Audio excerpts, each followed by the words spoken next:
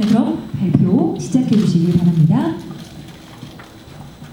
네, 안녕하세요. 저희는 학원 차량 공유 서비스 옐로우 버스를 운영 중인 리버스랩이라고 합니다. 저는 대표이사 한효수입니다.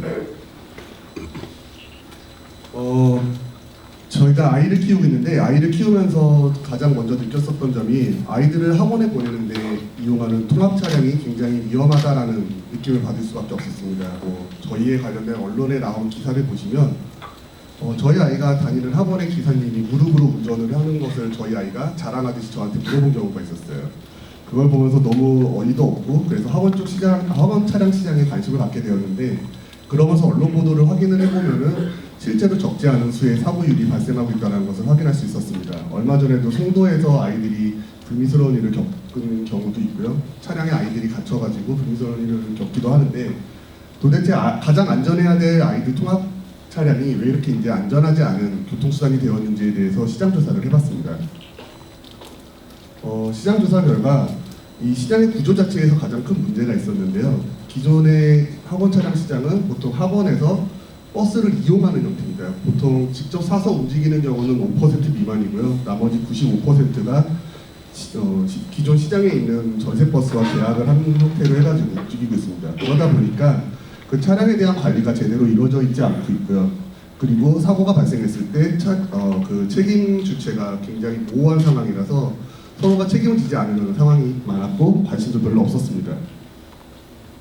뿐만 아니라 차량이 움직이는 것을 보면은 가장 많은 시간대 아이들이 타는 그 규격을 기준으로 차량을 섭외를 하다 보니까 그렇지 않은 시간대에는 굉장히 많은 빈 좌석들이 있는 상태로 움직이고 있었고요. 그래서 효율성이 많이 떨어진다는 것을 확인할 수 있었습니다. 뿐만 아니라 커뮤니케이션에도 굉장히 큰 문제가 있었는데 이 학원 차량 시장의 기사님들이 굉장히 연령대가 높으세요. 굉장히 좀 고령화된 시장인데 이 기사님들이 운전하는 중에 학부모님이나 학원에서 차량 위치를 알려달라는 전화를 많이 받습니다. 보통 전화를 통해서 커뮤니케이션 할 수밖에 없는데 운전 중에 전화를 하다 보면 갑작스럽게 튀어나오는 아이나 어떤 물건들에 대한 대응 속도가 느려질 수밖에 없고요. 그래서 굉장히 사고 위험률이 높은 상황이었습니다. 마지막으로 2017년도 1월에 9인승 이상 차량에 13세 이하 아이들이 타고 있으면은 항상 동승자가 타야 된다는 세리법이 효과가 이제 발효가 되었는데요. 실제로 학원 시장에서는 5% 미만만이 동승자를 탑승하고 움직이고 있었습니다. 이유는 인건비 때문인데요. 안 그래도 이 차량 운영하는데 비용이 너무 비싸기 때문에 전체 학원 중에 10에서 15% 정도만 학원 차량을 움직이고 있었고요. 거기에 동승자 인건비까지 더해지는 상황이다 보니까 시장에서는 학원 차량 움직이는데 굉장히 큰 부담을 느끼고 있었습니다. 정리를 하자면 세 가지 키워드로 정리를 할 수 있을 것 같아요. 학원 시장의 문제는 안전성이 떨어진다는 점, 그리고 커뮤니케이션에 굉장히 어려움을 겪고 있다는 점, 그리고 가격적인 부담이 굉장히 크다는 점이었는데요. 저희 옐로우버스는 기존에 움직이고 있었던 학원 차량들을 이용하는 형태로 차량 인프라를 확보하고 그 빈좌석들을 주변에 있는 학원들이 같이 이용할 수 있게 함으로 인해 가지고 효율성과 그 네트워크를 모두 확보한 상태로 사업을 확장해 나가고 있습니다. 이러기 위해서 다양한 컨시어지 서비스도 제공을 하고 있는데 계약이라든지 동승자 교육 등등에 대한 다양한 서비스도 제공을 하고 있고요. 기술적으로는 노선 자동 생성, 차량 자동 배차 기술들을 확보해가지고 서비스를 진행하고 있습니다. 저희 서비스의 가장 개요를 보시면은 각 채널들이 필요한 정보들을 입력을 해주시면은 그 정보를 취합을 해가지고 현장에 전달을 하고요. 그 정보를 기반으로 움직이고 있는 것을 관제를 해서 또 각 플레이어들에게 전달함으로 인해 가지고 리얼타임 커뮤니케이션 시스템을 구축을 했고 이를 위한 동선 최적화 기술을 확보해서 서비스를 제공을 하고 있습니다. 뿐만 아니라 차량의 다양한 시스템도 구축을 해놨는데요. 리얼타임 CCTV라든지 좀 아무래도 좀 인터랙티브한 노선들이 생기다 보니까 기사님들이 익숙하지 않은 노선을 가야 될 수도 있어요. 그런 것을 대비해서 내비게이션 시스템도 구축을 했고요. 아이들의 승하차 여부를 확인하기 위한 NFC 시스템, 이거는 이제 지금 현재 타블렛으로 변환하는 과정을 가지고 가고 있고요. 뿐만 아니라 동승자용 어플리케이션과 학부모용 어플리케이션을 제공함으로 인해 가지고 실시간으로 커뮤니케이션을 할 수 있게 하다 보니까 차가 어디에 있는지 등등에 대한 문의 사항들을 바로바로 알 수 있었고 학부모님들께서 직접 학원으로 문의하거나 불만을 만들어내는 경우가 약 70% 정도 감소된 효과를 만들어낼 수 있었습니다. 뿐만 아니라 아무래도 유기적으로 좀 움직일 수 있는 형태의 서비스를 제공하다 보니까 아이들의 승하차 여부를 학부모 어플리케이션에서 입력을 할 수 있어요. 뭐 감기가 걸려가지고 못 가요, 소풍을 가서 못 가요라는 것을 전달을 하기 위해서 어려웠는데 아이들이 탑승하지 않는 정류장을 억지로 가야 되는 경우들이 많이 있었거든요. 기사님들 같은 경우는 그게 유류비로 이어지기 때문에 굉장히 부담스러웠었던 상황인데 그런 문제들을 해결함으로 인해서 기사님들의 만족도도 저희는 충족시켜드리고 있습니다. 글을 통해서 그림이 잘 안 보이는데 학원 같은 경우는 전체 매출의 30%의 비용을 아낄 수 있었고요. 혹은 차를 운영할 수 있는 것을 확보함으로 인해 가지고 매출 증가 효과도 노리고 있었고요. 학생들 같은 경우는 30분 이내로 움직일 수 있는 교통수단을 확보했고 맞벌이 가정에서는 믿고 맡길 수 있는 교통수단을 확보할 수 있었습니다. 전체 시장은 생각보다 큽니다. 전국에 약 12만 대 이상의 버스가 움직이고 있고요. 평균 200만 원으로 계산을 했을 때 약 3조 정도 되는 시장이 형성이 되어 있습니다. 이것은 동승자 인건비를 제외한 학원 버스 시장만 이렇게 형성이 되어 있고요. 이것은 전체 학원의 10%만 움직이고 있는 시장입니다. 나머지 90% 학원이 들어온다라면 전체 시장 규모는 5조 이상 되는 시장이 형성될 것으로 저희는 전망을 하고 있습니다. 저희의 수익 구조는 학원에서 움직이고 있는 운송비를 저희 대신 받고 운영 대행료를 받습니다. 대신에 빈 좌석을 공유하는 데에서 발생하는 수익을 학원과 수익 분배를 통해 가지고 나눠 갖는 구조고요. 차량 한 대당 약 4,200만 원 정도의 연수 매출을 올릴 수 있는 구조를 만들어냈습니다. 저희가 경쟁사에 비해서 좀 더 강점을 가지고 있다면 기술 기반인 기업이라는 건데요. 아무래도 이 학원 차량을 운영하는 데는 굉장한 운영 인력이 많이 필요로 합니다. 저희는 이 부분들을 기술로 해결함으로 인해 가지고 그 오퍼레이팅에 들어가는 리소스를 줄이는 데 집중을 하고 있습니다. 2017년도 9월에 시작을 해가지고 지금 계속해서 매출 증가나 다양한 지표들이 증가를 하고 있는데 저희는 가장 중요한 지표라고 생각을 하는 것이 주간 이용자 수입니다. 아무래도 아이들이 월수금, 화목 이런 식으로 일정하지 않은 패턴으로 학원을 다니고 있기 때문에 다양한 패턴들을 취합할 수 있는 그런 통합적인 지표가 주간 이용자 수고요. 그게 처음 대비 약 한 31배 정도 증가 수치를 보여주고 있습니다. 저희가 이번에 IR을 진행을 하고 있는데 그 부분은 지금 기존에는 학원에 차량을 가지고 있는 학원들만 대상으로 영업을 하고 있었어요. 근데 올해 1월에 국토부에서 6번 해석을 받아낸 게 온라인 플랫폼 사업자에 대한 보규경제 활성화 방안의 일환으로 1대다 계약이 허용이 되었고요. 그래서 B2C라든지 신규 운행을 원하는 학원들을 대상으로 서비스를 하기 위해서 투자 유치를 진행을 하고 있습니다. 올해까지는 대형 학원들을 중심으로 인프라를 확장해 나갈 거고요.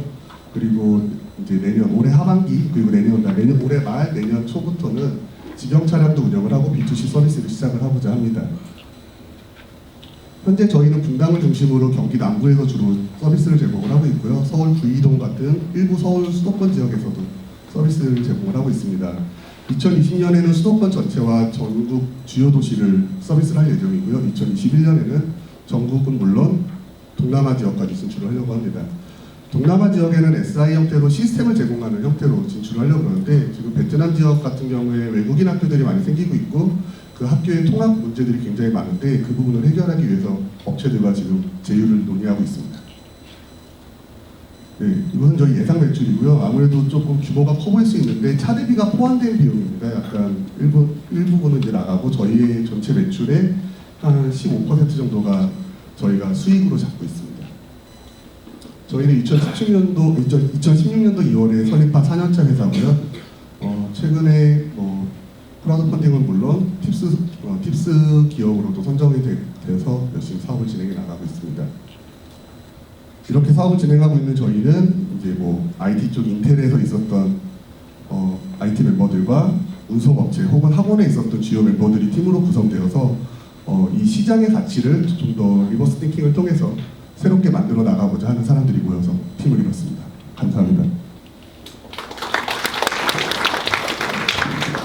네, 발표 잘 들었습니다. 감사합니다. 자, 질의응답 시간으로 이어가 보도록 하겠습니다. 질문이 있으신 심사위원님께서는 마이크 전달해 드리겠습니다.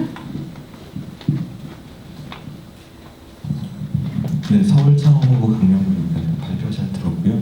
저도 아이를 키우는 입장에서 관심 있게 잘 봤는데 꼭 필요한 서비스 같다는 생각을 들어요. 이제 뉴스에서도 이제 아이들 이렇게 안전 관련한 사고도 많이 나오고 있는데 제가 주의 있게 봤는데 대표 대표님 2016년에 창업하시고 나서 각종 뭐 공모전, 뭐 투자 유치 화려하게 잘 받으셨던 것 같은데 물론 이제 지표나 이런 거를 제가 뭐 보지는 않아서 정확히는 모르겠지만 이제 창업 시점 이후로 봐서 이게 시간이 소요된 거에 비해서 성장세가 생각보다는 조금 가파르게 올라가지 못했다는 느낌을 받았는데 그 요인이 좀 어디에 있었는지 그리고 이제 거기에 맞춰서 회사 이제 운영하는 방향이나 전략 어떤 쪽으로 세우고 계신지 좀 듣고 싶습니다.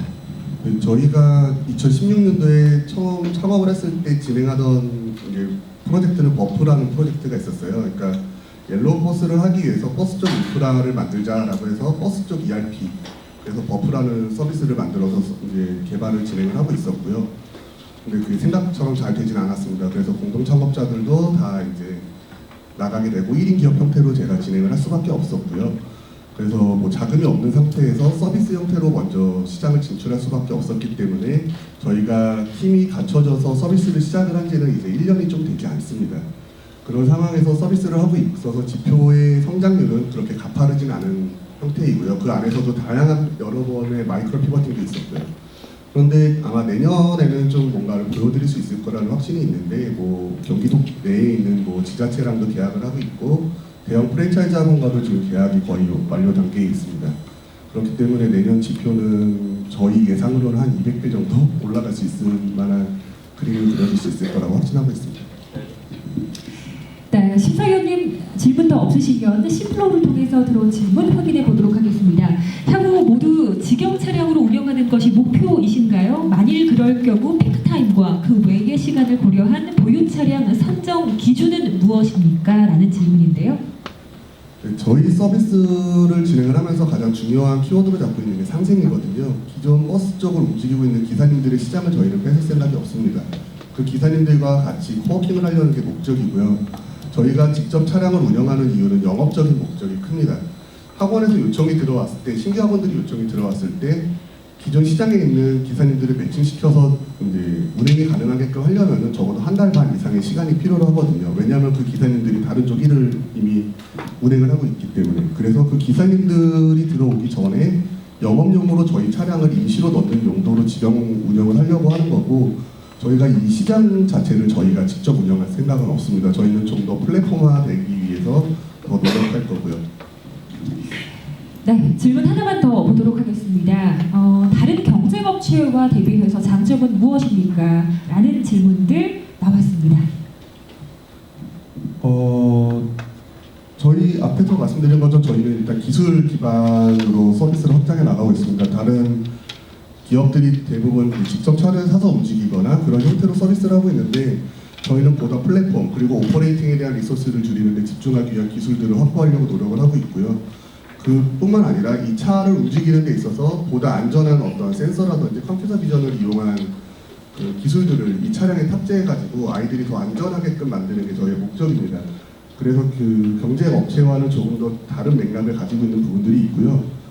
분당, 통천, 수지 지역에 경쟁 업체는 현재는 없습니다. 현재 없고요. 이 시장 전체에 저희랑 동일한 서비스를 하고 있는 곳은 없고 불법으로 하고 있는 지입기사님들이 좀 있는 걸로 확인이 되고 있고요. 다만 경쟁 업체 중에서 여기 입주해 있지만은 세이프 스쿨 버스라는 곳, 그 다음에 대치동 쪽에서 하고 있는 셔틀링이라는 회사들이 있는데요.